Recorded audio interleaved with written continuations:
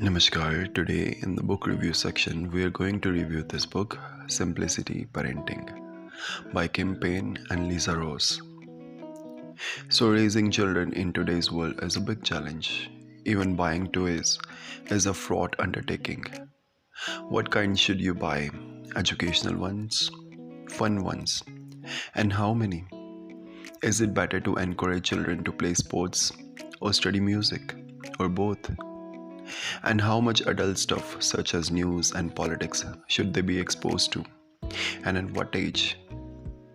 Well, there is no single right answer to these questions. There is a big thing that every child definitely needs, and that is simplicity. Simplicity in the face of all the clutter, noise, and uncertainty of the modern world. Simplicity so that they have room to grow and learn at their own pace. The hectic modern world can have detrimental effect on the well-being of children. Most people live overloaded lives. We are constantly staring at our phones or computers, and if we do look up or step outside, it's only to be bombarded by the advertisements on the billboards and the buses and the buildings.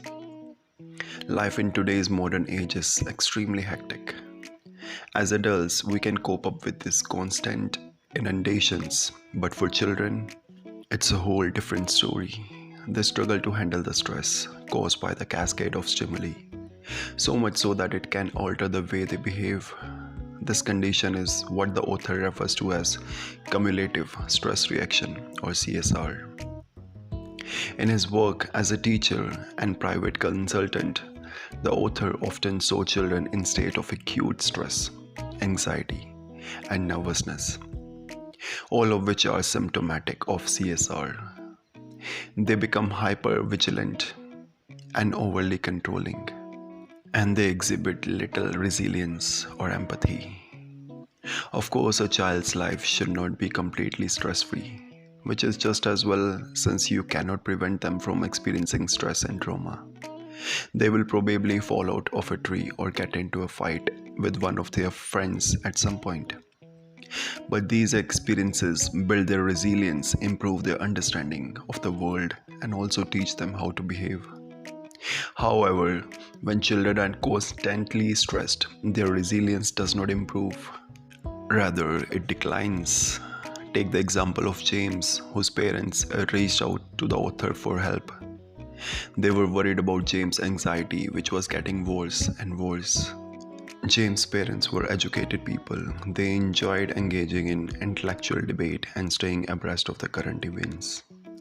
CNN was on their household 24/7. But being constantly involved in this adult world was having a detrimental effect on their son.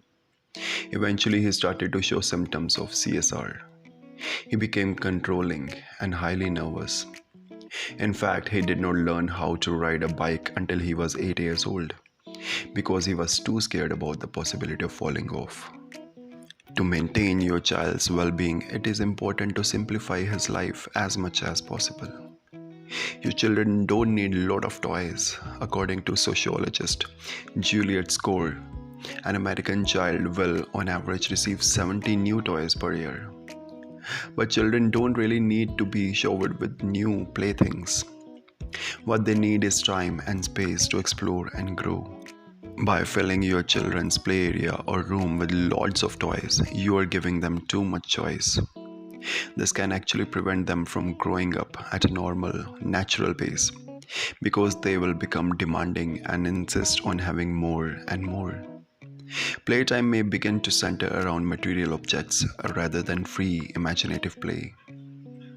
To prevent this from happening, cut the number of toys your child has by halving the current amount or twice, or even 3 times. There is no definite number of toys that should or should not be allowed. The aim is just to considerably reduce the quantity. To get started, get rid of the toys that are defective in some way. People living alone often struggle to remain a daily rhythm. So you can imagine the difficulty of keeping a consistent schedule when there is a whole family that's supposed to stick to it. When the author asks the families what their typical day is like, most respond that they have no such thing. But it's vitally important that children have structure in their days.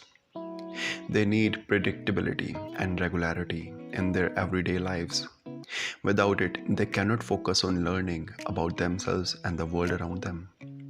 To build structure, you need to create repetition, mealtime, playtime, bath time, bedtime. Need to follow a strict routine every day. Eventually, days will become more predictable for your child. They will begin to think to themselves, aha, after I wake up, it's time to eat breakfast. Or before I go to sleep, it's time to read a book. They will have a solid foundation free of distractions and therefore of insecurity. Another good idea is to limit the number of surprises your child gets by always giving him or her a preview of the day to come. Of course, if your family is like most others, you will lead a busy, unpredictable life and cannot possibly be expected to know what's going to happen on every single day. But it's possible to let your child know certain details that can be counted on. Take the example of 6 years old Justin. His parents lived extremely busy, unstructured lives, which meant that Justin had no predictability or sense of transparency in his life. In response, Justin started to refuse to leave his bed in the morning. That way, nothing bad or unpredictable could happen. To combat this behavior, his parents started giving him previews. Before he went to sleep every night, they would give him details about what would be happening in the next day. They would tell him how he would be traveling to school next day and how would they be picking him up from the school. Now Justin knew what to expect in the next day. As a result of his life was less hectic and confused. He started getting out of the bed again. Don't overload your child's schedule with activities. If a child has activity planned for most of the days of the week, it may be too much.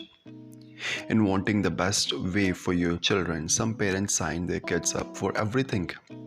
That is soccer, school plays, club meetings, auditions, karate, vaulting, etc. etc.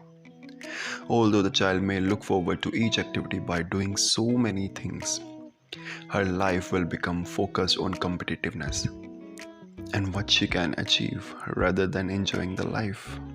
Of course, getting your child involved in sports and other positive activities can be highly beneficial for them. But such activities should not come at the expense of the personal playtime. The best way to organize your child's schedule is to strike balance between their various activities and some downtime. Take Sarah, a mother who decided to structure her daughter's life this way. One weekend, Sarah's entire family was over at her house for Passover. This environment was extremely chaotic, and Sarah's daughter, Emily, got overwhelmed and started acting out aggressively. To calm her down, Sarah took Emily out for a bike ride. This gave Emily the break that she needed for all the activities were taking place. Activities that to her felt like a strict schedule she had to stick to without time to relax and play. Similarly, Frankie's mom realized that he needed time to do nothing. Frankie's dad loved monster trucks and regularly took him along to derbies. Although Frankie thoroughly enjoyed them, his mom noticed that he would always imitate the proceedings and become more aggressive with his toys afterward. To balance out such an intense activity, Frankie's mom scheduled some time for him to play freely and peacefully on his own terms. So, modern life is stressful and anxiety inducing for many people. But adults are not the only ones affected by the strain. It also has a detrimental effect on children, and many of them are developing anxiety and hypervigilance as a result. By simplifying your child's environment, introducing a stable schedule, and protecting them against the adult world, you can help your child lead a happy, healthy life where they are able to play and flourish. Thanks.